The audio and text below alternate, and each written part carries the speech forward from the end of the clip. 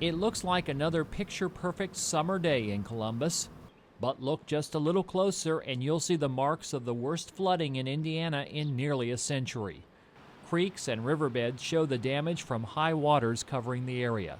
Businesses are still cleaning out the mess inside, and front yards are filled with household items, now left to dry out or throw away.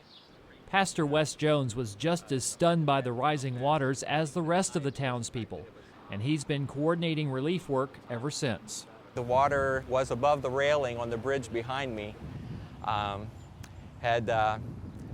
This time it was flowing through all the homes, and the hospital over here to the left to my left was the basement was completely flooded, and the first floor was flooded, and they were evacuating patients from the hospital.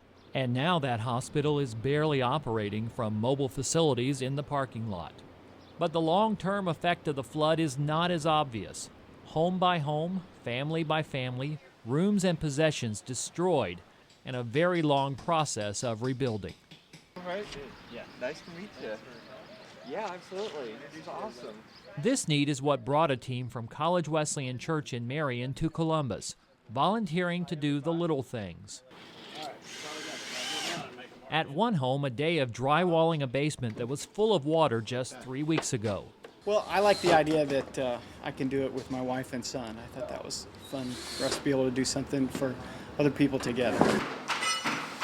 At another home, it's all about scraping mud and debris, so a living room can once again be livable. I think there's a real just human element to this, to realize that 3 weeks ago somebody was just sitting in here living their life, and I don't know where they are right now, but they certainly are at home. Sometimes people, when they think they don't have much to give, God can use a little bit and make it into something big. For the volunteers, the reward also comes in making new friends, such as Olive Morton, who shares her story while they restore her home and her hope. It's something that a person don't want to go through, that's for sure. But if they had people that's come and helped us like we've had, come around and helped us, and been lovely people, you know, to pitch in and do what they're doing, then you can get by. For these Grant County residents, it's only a day of work, but there will be more to come as the church sends other teams back to Columbus. Organizer Jim Vermillion says reaching out to others fits the church's mission, whether it's around the world, around the corner, or just a short drive downstate. I think a church that starts to get their eyes off of themselves and onto the needs of the world or the needs in the community around them, I think that's what the gospel is about. And for Pastor Wes Jones, seeing the help pour in is an ongoing answer to prayer.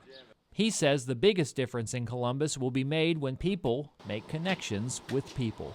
To have a stranger come into your home that's willing to pick up the mud and the slime and the filth and to clean out your home. The word I keep hearing from many people is it's just overwhelming. They're so touched by the act of love that people are performing on their behalf. It's an incredible thing.